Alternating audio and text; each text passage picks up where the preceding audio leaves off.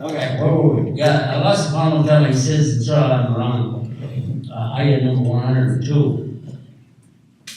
The meaning of it in the English language is that Allah is telling you, ordering the believers that they should have taqwa for Allah subhanahu wa ta'ala.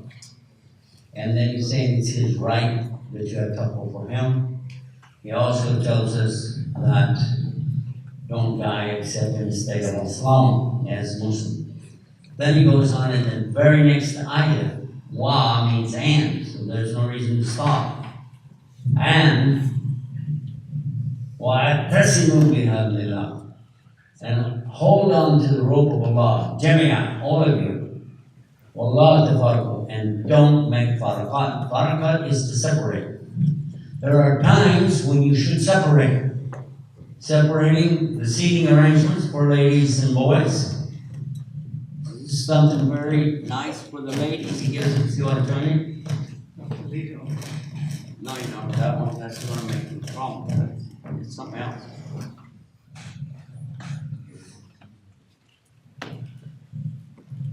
Can I tell you this? I know what, or not, you know what I mean. Okay.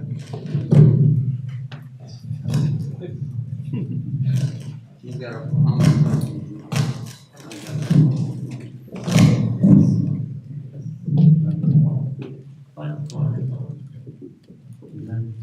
well, you're going to have a problem. You know what? Hold the mic. Why? When I turn my head like this, where's the microphone? You didn't think that. That's not right here. Under Allah, right, guys?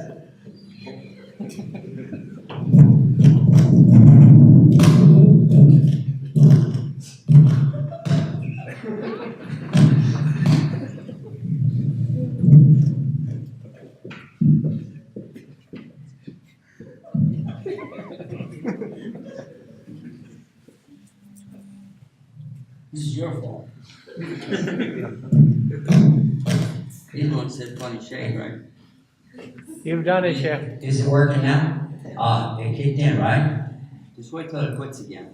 Did it quit again? No, it's back on again. You didn't think it did, you? It will keep doing that all night. You can't do this, what's that? Start it again.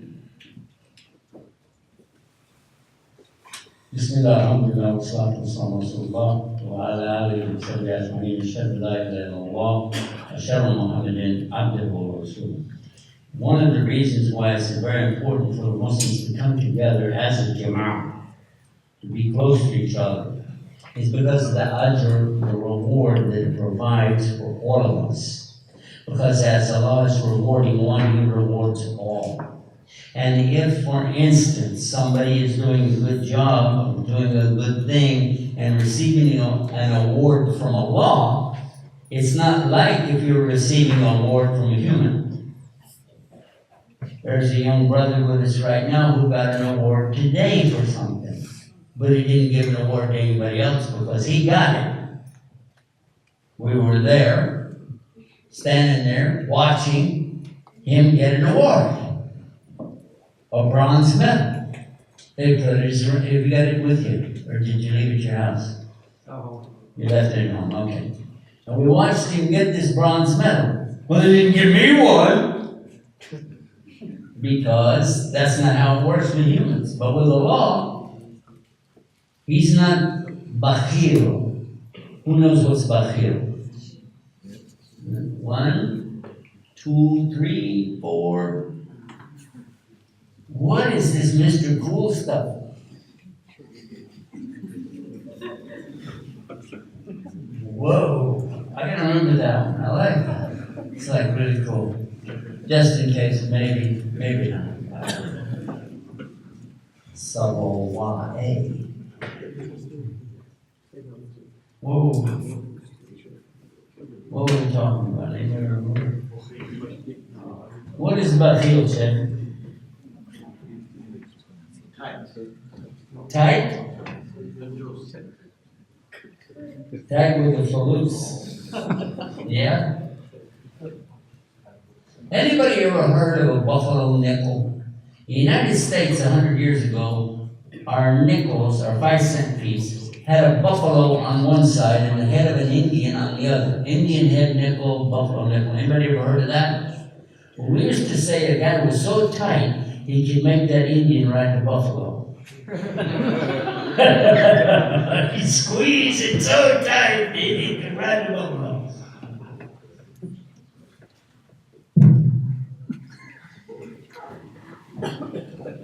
He smiled, and I saw him. You done it again.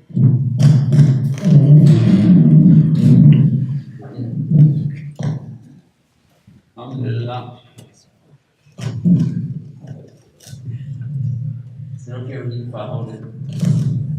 It'll make a lot less noise.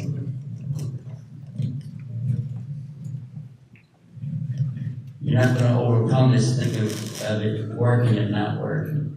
It's that you can't. But you can overcome that extra sound effects that's going to come with it.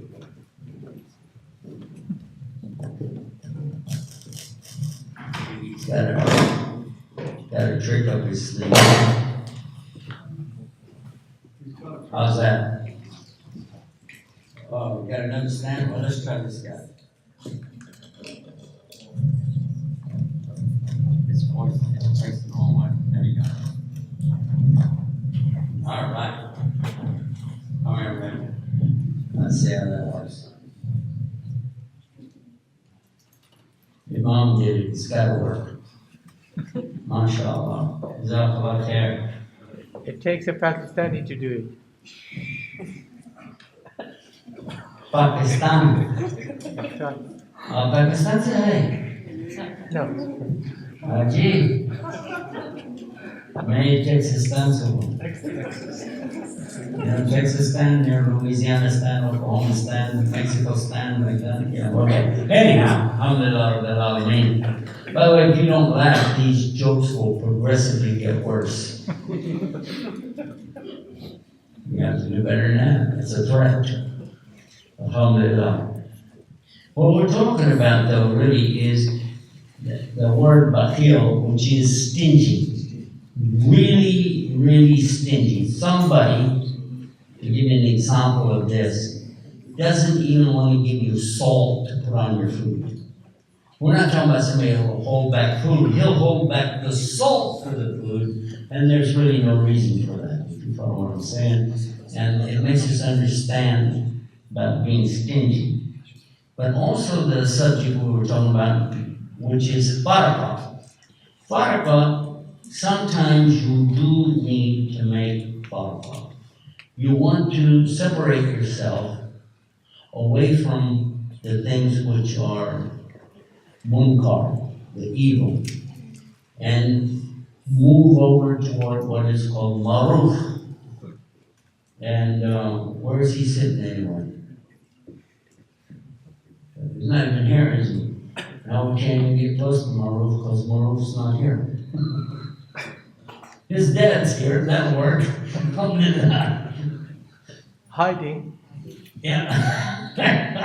He's hiding.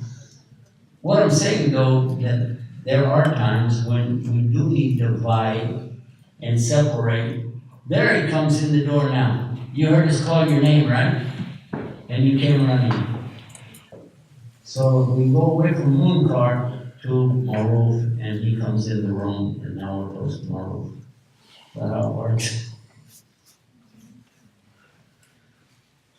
I want to be serious about this subject, that when we separate for a good reason, for sake of Islam, then this is something really a beautiful thing.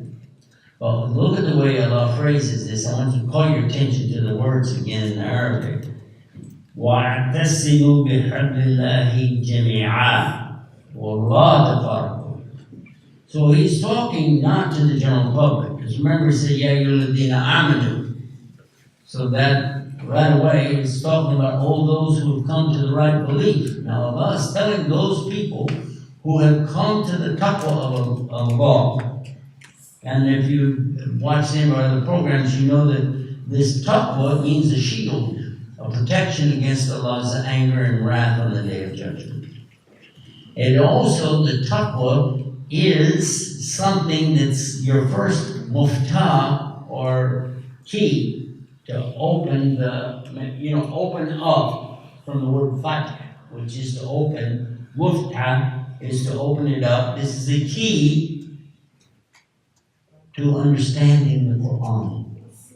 And that Quran will be your guidance through your life. Now, if you said, where in the world did you get all this stuff from? It's from reading the Quran. It's what it says. And we'll back up a little bit for those who just tuned in and didn't know what we're talking about. In the Quran, there's a very valuable, I want to say it's maybe one of the most valuable things to somebody like me who's looking for guidance. And I need to know this or it's never going to happen. Because we know that Allah doesn't force people, like Prophet to come. The people, they have to ask Allah. And if they ask Allah, they'll guide them. But how? Allah guide them. In the Arabic language, Ihdina siratal mustaqim. How many said that today? How many people said that today? Ihdina siratal mustaqim. You better have said 17. Because it's in every rak'ah, remember? Not 5. Not 17 rak'ah. In every rak'ah, even if you don't read anything else of the Quran, you do read the Fatiha. And it has Ihdina siratal mustaqim, siratal ladina an'amta alayhim, ghayril maghdubi alayhim waladdallin. Immediately after that, where does it go? The Ameen is in your prayer. It's not in the Quran, so you don't say that. Move forward quickly. Bismillahir Rahmanir Rahim. Alif Lam Mim. ذَلِكَ الْكِتَابُ لَا رَيْبَ فِيهِ هُدًى لِلْمُتَّقِينَ. That is the book wherein there is no doubt. It is the guidance for those who have a taqwa. That's what we're for. He's telling you, want to be guided by the Quran? You got a condition here. You got to have taqwa. Anybody here knows what taqwa means? Well, I already said it, shield. So you already got that. But what does it imply? Because we're not talking about the noun as in, what is taqwa? It's a shield, it's a guard, it's a protection. But what does it imply? It implies a person who's working to gain righteousness, piousness. He's somebody who wants to be a good guy all the way around in front of Allah. Yeah? But what is that? What's it? Allah's going to give you basically a prescription, a list of ingredients, if you will, that are going to be required or you're never going to get taqwa. What is taqwa? It's a shield, but what is it comprised of? What do I need to do to get it? Okay? Bottom line. What's first? Fear of Allah. Actually, that comes later. First, you got to get the taqwa. Because taqwa doesn't mean fear of Allah. It's what you use when you have the fear of Allah. You don't need it. I mean, I give you a shield, and you say, what am I going to do with this thing? I don't know what's going on. You got to know who Allah is. Go to the very next thing in the verse, right after that. Anybody know what we're talking about? Keep going. Alladina. I'm listening. Somebody start to say it. Those people who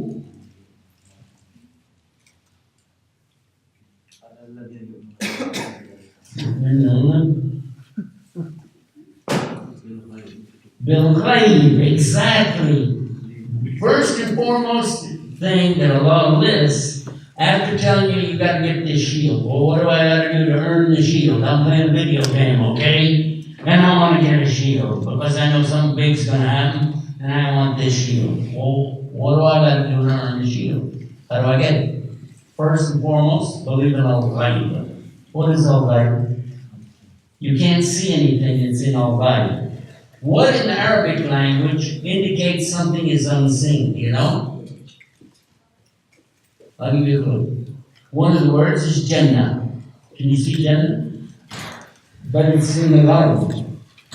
Unseen. Another word, Jahannam. Now, I don't want to see it. And you don't see it, the hellfire. What else is starting like this, you know? No, it has to have from the same root. Jannah, Jahannam. Akhir. No, come on, yes, it's the same root. Jinn, very good. Exactly. Can you see the jinn? No. So all these things are in the ghaib, so you have to believe in them. But also, Allah, subhanahu wa ta'ala, is in the ghaib. You don't see Allah. So this is the condition. Don't even go any further. Because if you can't say I can believe in something I can't see, you need to work on it. Learn. Don't move into the next part of the video game till you master this level. Don't go to the next level. So work on the height. Then what's the next thing after that? After believing in Allah.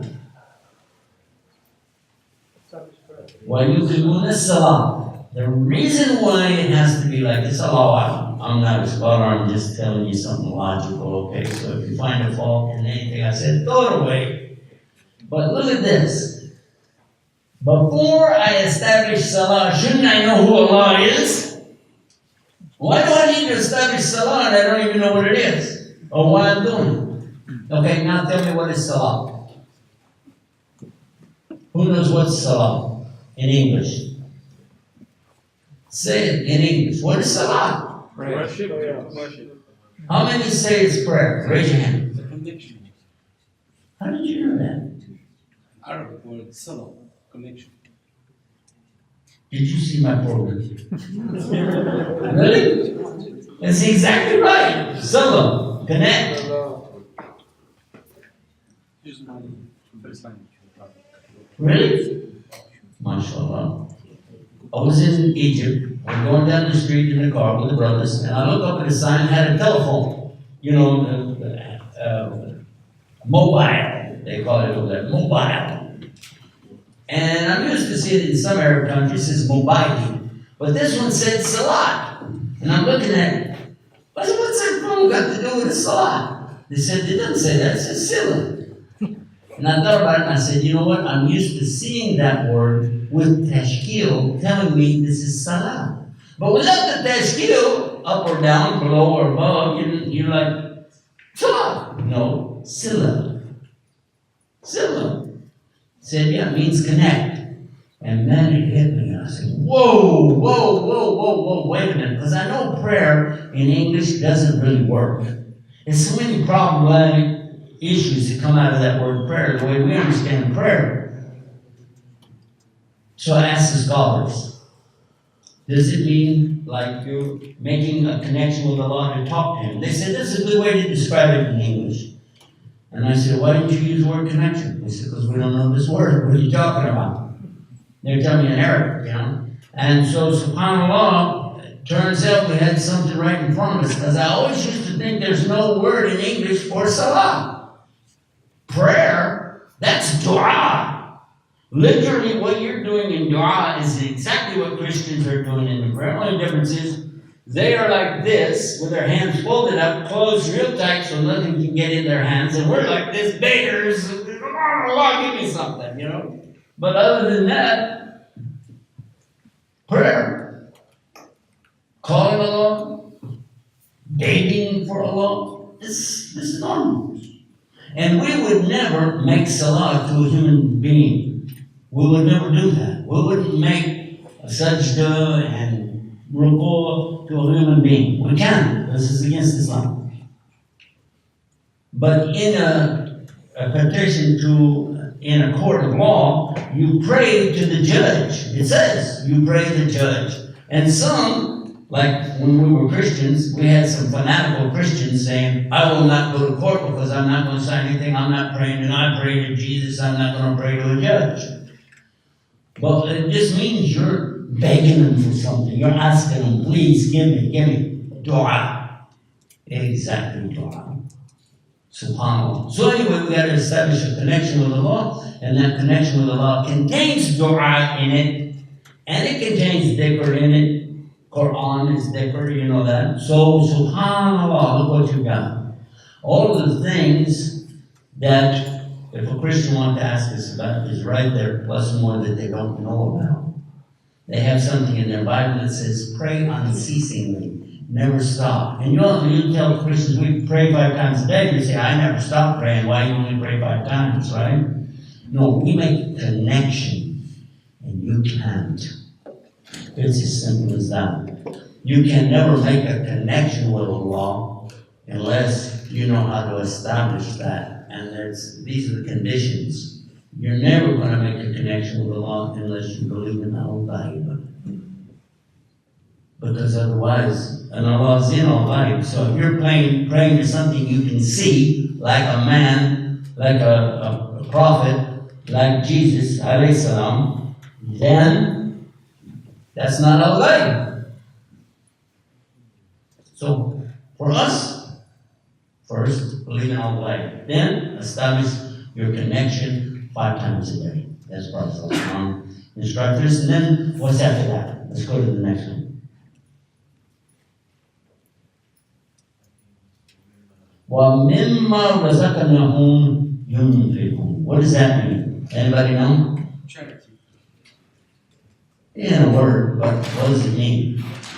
Allah is giving you a rizq, your daily provision. Give.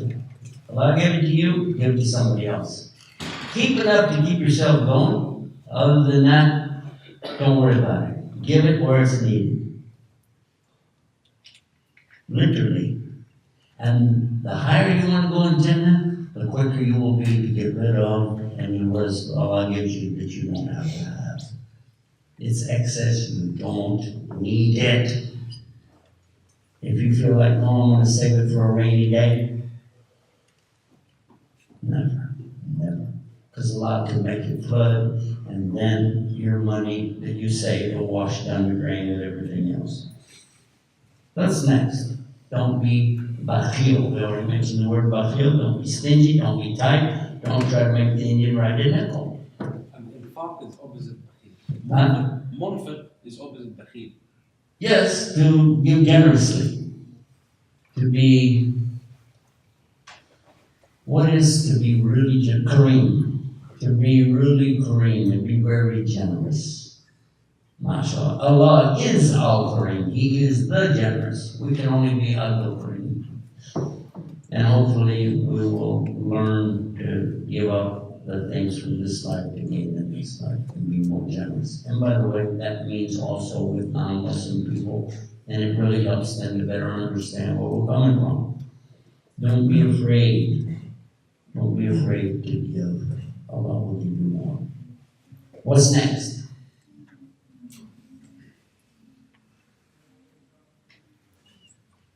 It's about believing again. You know? What's coming to Muhammad first? Ilayka. Unzila ilayka. Which is to send down Allah. He's sending something down. He sent down something to who? Muhammad sallallahu alaihi wasallam. Ilayka means to you. And then to believe in what was sent, before you. Now this gets into an interesting discussion. Very interesting discussion. Because when we begin to talk about revelations that came before, and John here is somebody who used to know a lot about this stuff from a Christian point of view, but when you think about it, we believe in previous revelations. And Allah even calls it a book in the Quran. So it's okay. If you want to say Bible, it's okay. Because the word Bible comes from Biblios, which is Koine Greek. That word means what we call today a book.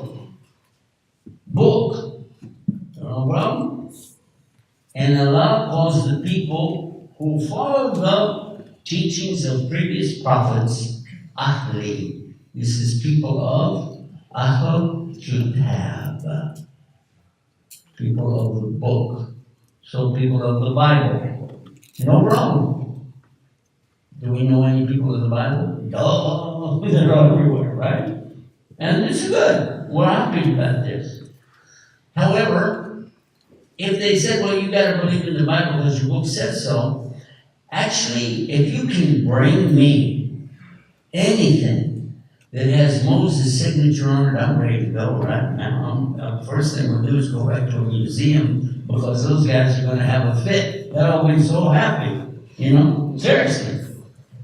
Find me a manuscript that's dated about the time of Abraham. Bring me anything from Jesus alayhi salam. I'm happy to see it. I won't be so thrilled. But I don't think you can do that.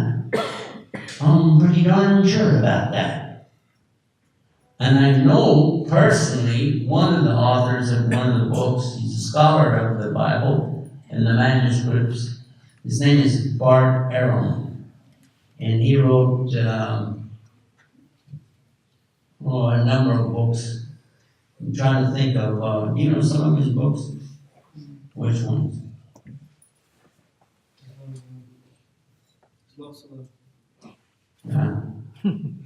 One of the books that he wrote was, but I'm talking about the manuscripts themselves, where he's talking about the issues that come with the Old Testament, the New Testament, and another book he wrote about Jesus. Huh? One's called Forged.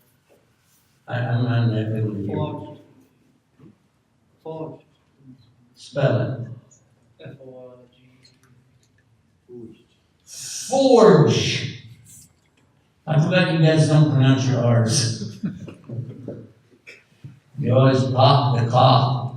That's nice. Don't do that. We're in the UK in case you guys didn't figure it out. Anyway, so as far as saying that we believe in those, we're saying we believe that they were sent down by God to those prophets, and there's no doubt about it. And according to the scholars today, they tell me that we are to treat the current Bible translation to English or Spanish or German as a valuable historical record. Don't disrespect it. And we do have respect for it in that way. But as far as saying God said this word in German or Spanish or English, this is wrong. Because none of these languages existed at the time of any of the prophets. English, by the way, being one of the older languages that they translated to, is only how old? Anybody know when English really started? And by the way, I asked a Christian one time, did Jesus speak English? And he said he could. I said, what? He said he could. I said, what? He said, because he's God. God can do anything.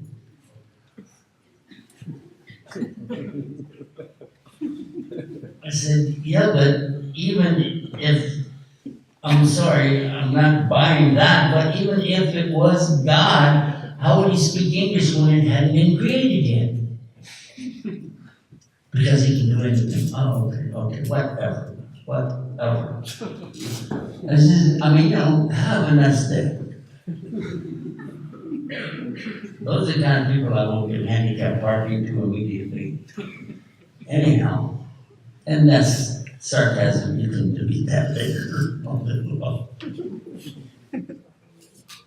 What I'm saying is that if there was no English at that time, and there wasn't, because it was not even established something called Anglish until the Normans invaded the Saxons in 1066 AD. That's not even 1,000 years ago. Even our Prophet Muhammad, peace be upon him, no way he could have spoke English because that was 400 years before after he passed away. Okay, so give it up. This doesn't work. It is a translation. And irrespective of how accurate or inaccurate it is, it doesn't matter. It's not the real deal. It's an interesting thing to consider, to look at. It's fun. You know, I spent many years with the manuscripts and looking at the old copies of them. I have one tiny little piece. I told you about it. And you have a book, I think, all about P36, or P32 is it? 52, P52. That's a piece, number 52, of a piece of manuscript. Amazing. And this book is already released or not yet? The book's not released, but there's a demo. There's a little, yeah, we'll talk about that in one of our programs. What I'm saying that these are based on old manuscripts, and those manuscripts were actually copied from something else. And those were copied from something earlier than that, and those were even before that. So much so that Bart Aram, who is a professor in the university on this topic, and a scholar in his own right on manuscripts, he said in his book, we do not even have a copy of a copy of a copy of a copy of a copy of anything original. Which is enough right there to say, okay, no problem. We believe there was, and we believe it came from Almighty God. And they'll say, well, don't you think God can preserve it? Yeah, I think God can do whatever he wants to do. But don't you think God could let it be destroyed? Or do you think that's something he can't do? And they're like,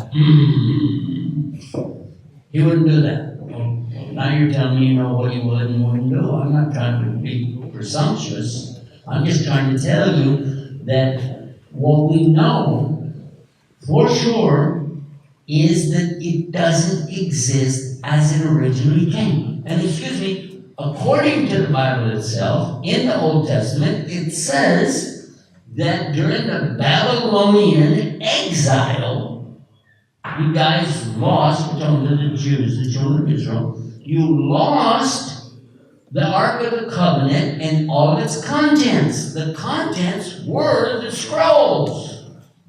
You lost them. I'm sorry. It's not my fault. I'm not Babylonian. But you lost them. So, and I know how you got them back. I know the history behind it.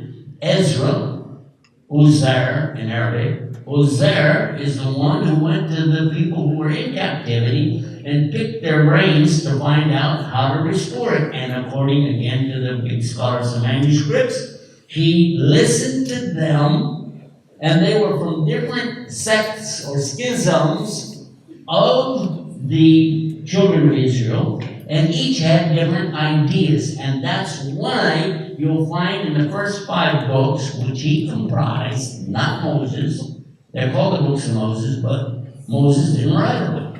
In fact, at the end of Deuteronomy, you find very clear, it said Moses died. If he wrote it, that's pretty weird. He must let that pen going. You know, it's like, okay, here I'm going, okay, pen, you know what to do. Moses died. Doesn't work. So, this was written by somebody out there, but we know it was there, most likely. And he put together what's called redactions. And he understood from these people what they were saying, and he tried to piece it together so it looked nice. But one is clearly telling him, without a doubt, that Noah, the famous person of the flood, only brought animals on his boat 2 by 2. There were only 2 giraffes. There were only 2 horses, 2 dogs, 2 cats, 2 birds, 2. That's what there were. But you just read another chapter forward, and you find all of a sudden, oh, look out. Now he's got 6 pairs of this kind and only 1 pair of this kind. Because one was called clean animals, the other one was called the dirty animals. It doesn't matter, but that's what he did. He tried to save everything he got and put it all together. And when I'm picking anybody, blaming anybody, I'm just telling you this is how it came about. Don't think the Bible has contradictions because God made mistakes. What you're looking at is what people thought God said. They had their own ideas. They were in captivity. Hosea heard from them. He tried to put it together. And that's what came forward. All right, let's go to the next one. We've talked enough about this. Our whole point isn't about the Bible tonight. But definitely we want to have an impression for Muslims, do respect the Bible. Regardless of the language you see it in, do have respect because there are words in there that still today came from Allah. It still says in the New Testament, Eli, Eli, lima sabachthani. And although that's in a form of Aramaic, it's so much like the Arabic, we understand it means, my God, why have you deserted me? And as it says in the Bibles that we know today, why have you forsaken me? Same idea. There are other words in the Old Testament that are still the same today, so no fine. But now let's move forward. What's the next thing? And I believe we said to believe in, I'm actually going back a little bit, to believe in the Quran. We have no doubt about that. But let's just explore a couple of points about it for our viewers that are watching this in the future. The Quran has today over 20, 000, 000. You know what that is? That's more than 20 million human beings who have memorized the entire Quran, cover to cover, page for page, sentence for sentence, word for word, letter for letter, dot for dot. And nobody can mess with it. There's too many people who memorize it. In every country of the world, there are people that memorize the Quran. And it's always in Arabic, and it's always the same. It begins with Ba, Bismillah ar-Rahman ar-Rahim, and it ends with Sin min al-Jinnati wan nas. And we know that. And if anybody make a mistake when they're reciting this, there's always somebody around to correct them. And I've demonstrated this many times in large gatherings and groups. When we have somebody who's memorized the Quran, let me ask you, we don't have a very big group here today, but is anybody here in our presence with us right now memorize the entire Quran? I need to see your hand. There's one. MashaAllah. Do we have any of the sisters memorize the whole Quran? Usually I've got as many sisters as I do brothers, because they love to memorize the Quran too. Is anybody working on memorizing the Quran? Put your hand up. Let me see that. That should be everybody, by the way. Have a good. Over half the room was up right away. Alhamdulillah. So that's one of the proofs of the Quran right there. You don't have to go further than that. Show me any other book on the planet that you have this many people trying to memorize the whole thing. Any other book of substance where people are so dedicated to protect it and memorize it, even if they don't know what it means. And there is none. Show me any other book on the planet that is more preserved in the minds and hearts of people than it is preserved on paper. And Quran is everywhere. Many Christians say that the Bible is the most publicized book in the world. But the real publishers, and I've seen it on there, says the most publicized book in the English language. And they're right, it is. But the Arabic of the Quran far outweighs it, because every masjid on the planet has so many books of Quran, and they're all accepted alike. And if you went into a church or someplace and said, I'd like to have a Bible, they might give you one, but what would it be? Which version? Would it be the Catholic version with 73 books? Would it be the Protestant version with only 66 books? Or the Orthodox version with 78 books? Or would it be just the Jimmy Swaggart version, only the New Testament, with What is in the New Testament? 27, I think, 27 books. But even then, over the centuries, there were times when the Catholic Church took out some of the books and then put them back in a few hundred years later. So, this is not the case with the Quran. There is no other book like it. So we do have a confidence in that. Plus, it doesn't insult our intelligence at any point. And we're not saying the Bible doesn't, we're just saying it doesn't play with your consciousness or your brain. It makes it clear. There's God. He created everything. There's you. And you have a choice to believe in Him or not. But if you do believe in Him, He's got some things He wants you to stay away from and some things He wants you to do, bottom line. So you believe in Him is predicated before you do any action, but then you need the action. And your actions will be judged according to what? Your intention. In the All right, moving forward. So we got a little bit left and we'll be all done. We now know you have to believe in the unseen. Establish a connection with Almighty God 5 times a day. And you have to believe in the Quran. Well, you're not going to believe in something you never did read, so you got to read it. Spend time with it. Learn it. Sit with the scholars. Ask them. And recite every day, every day, every day. And by the way, don't look at me. I'm still a baby, and I'm working on it. I wish I was doing a lot more with it. Next, though, we're talking about the belief in the previous revelations. Then where do we go from there? Who knows what's next? Only one thing left. What's next? Yom Akhir, to believe in the day of judgment, to the day of Yom Qiyamah. You know what's the difference between Akhir and Qiyamah? We say Yom Qiyamah, Yom Akhir. Anybody know? Akhir means what comes after. Like here and hereafter. Okay, that's the hereafter. After, it's the last thing, it's coming. The after. After this, after. Alright? Qiyam, what is Qiyam? Anybody know what's Qiyam? Anybody? You guys busy texting or what? Hello?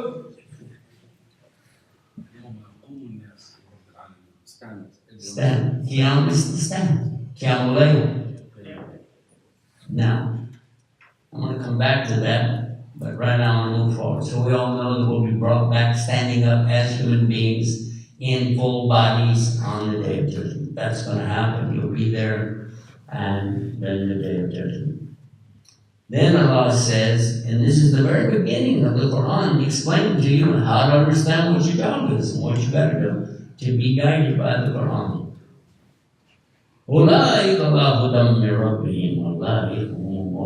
These are the people who are on the guidance of Allah. And these are the people who are successful. Bottom line, we're done right there. Except for something that I want to share with you about Qiyam. I earlier referred to one of our brothers, mashallah, who received a medal today, a bronze medal, by the way, for his participation in a sport called Jiu-Jitsu. Let me tell you something that led up to it. When I landed a week ago Thursday, that's roughly, 10 days ago, 9 days, whatever. And when I got here, I was happy to meet the brothers, see everybody. I'm introduced to this brother right here, to Brother John. And I'm hearing about his story and different things that happened to him. He started traveling with us. And then he let it be understood that he had to break off from us to do some training because he had this big match coming up on Saturday today. But he has to train because he said, I'm still a white belt and this is my first ever match. Never been in a match. And he said, I would like to show Islam in a good way because I'm a Muslim now and, it would be good if I could, do good in there and get some kind of medal, something like that. And I'm thinking, you want a medal and you just started? Oh, sure. But I didn't say it. But he also needs to train. He's got to stop and train and go here and go. But he didn't. He stayed with us for sake of doubt. I'll train tomorrow night. I'll break away later. I'll go do something later. He stayed. May Allah reward him for his dedication to Allah. He put Allah first. He put the dawah first.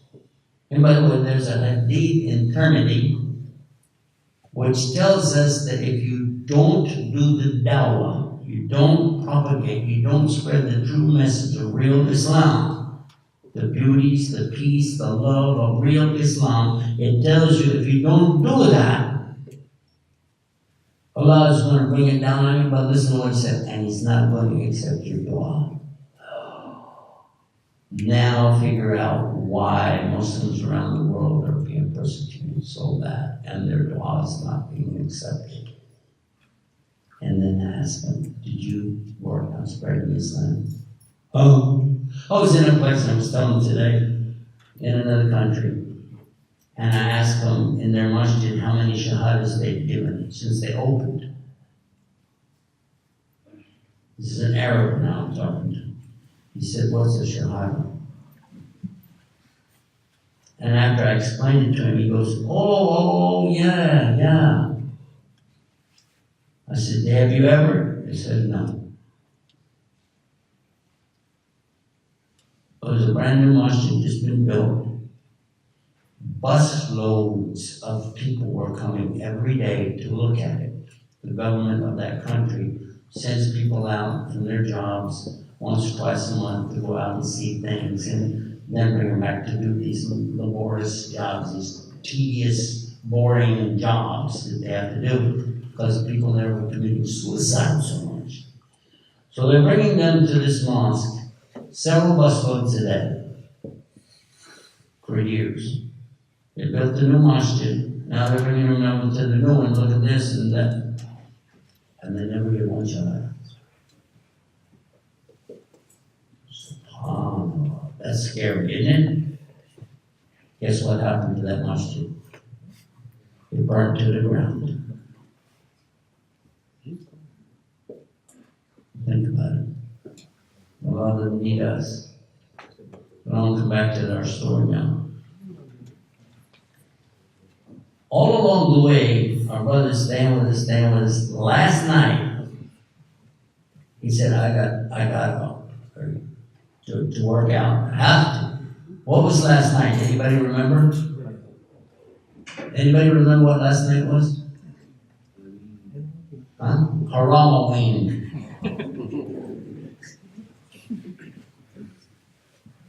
Do you know what Halloween means? Hallow means sacred, Quds. That's hallow. Hallowed ground means sacred ground. Halloween. How many know Urdu? Anybody knows Urdu? Nobody knows Urdu in this whole building. One person? Two people?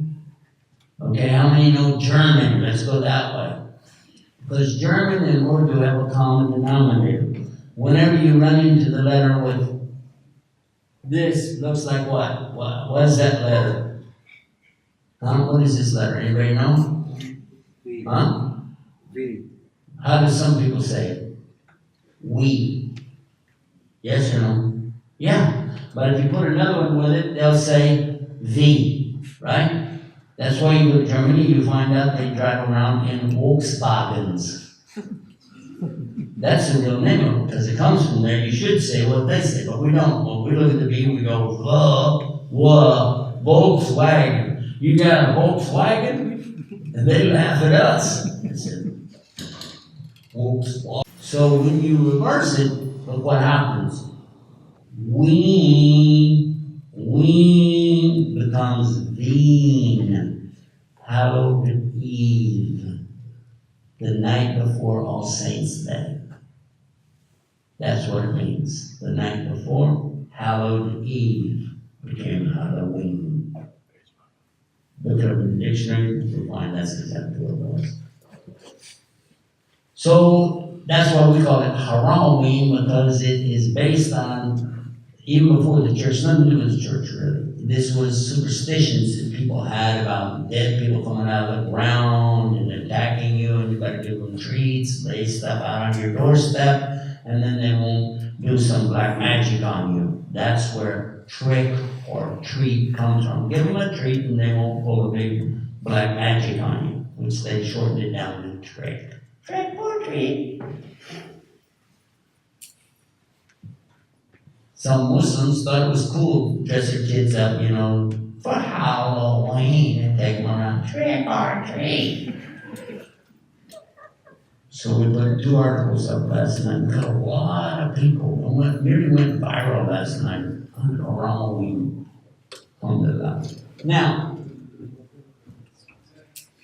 did you know what the night was? Our brother, he didn't go to put on a new costume and run out and try to fill his sack or bag. He thought, I'm gonna go back and work out. This is my night, I've gotta work out because I've got the big match tomorrow. So he left us. Before he left, I said, brother, there's one thing you gotta do.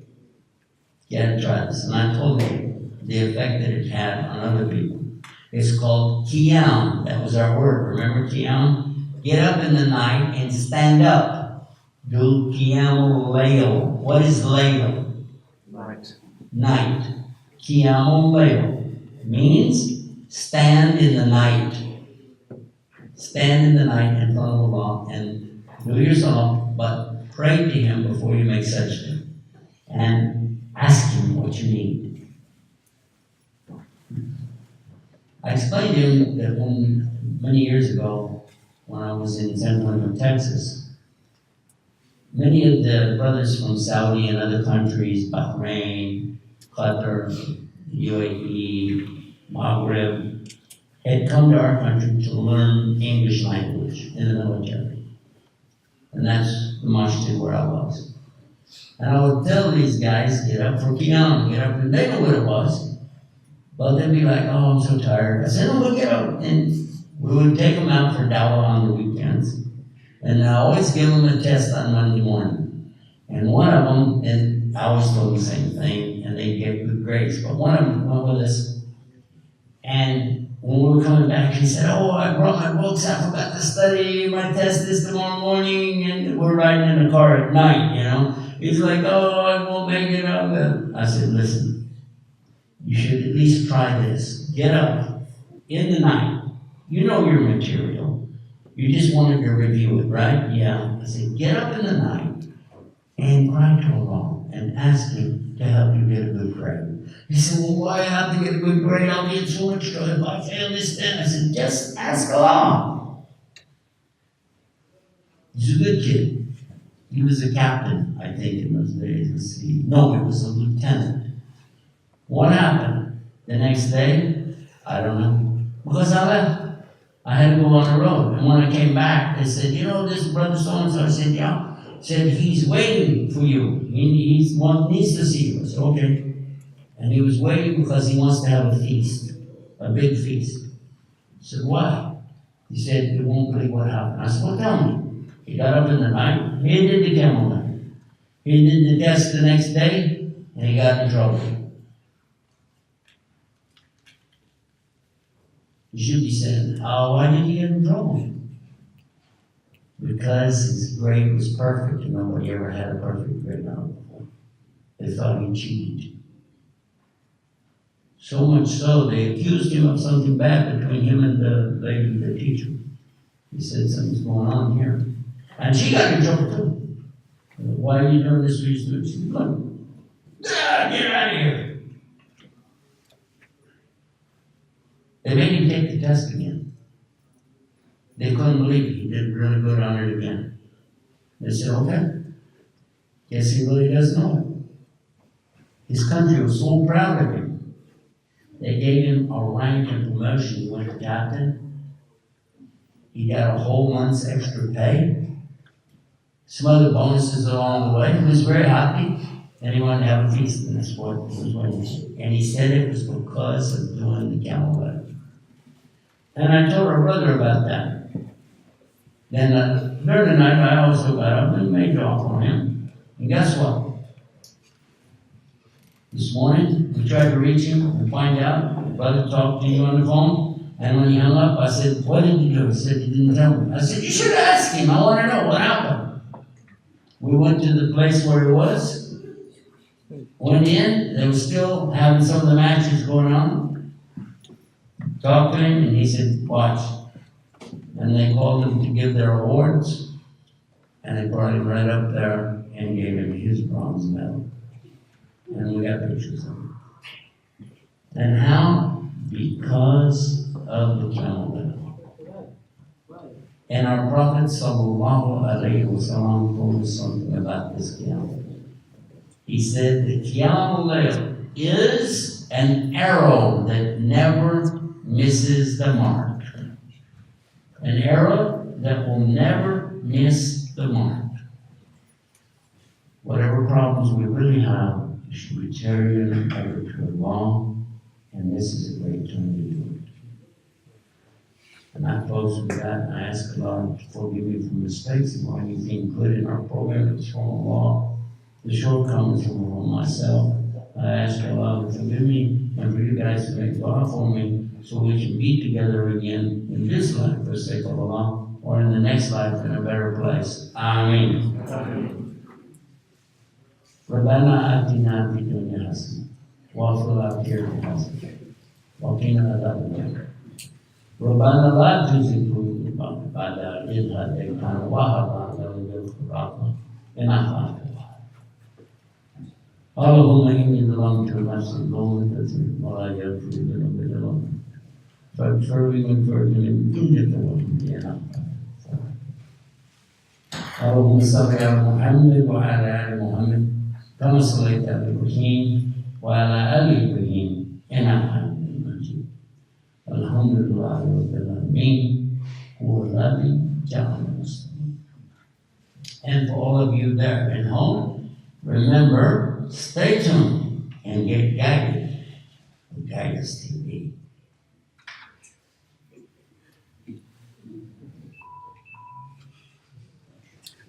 That couldn't have happened better, could it? My phone just kicked out. You hear it? 2 seconds earlier, it would have messed up the close. Alhamdulillah. Assalamu alaikum.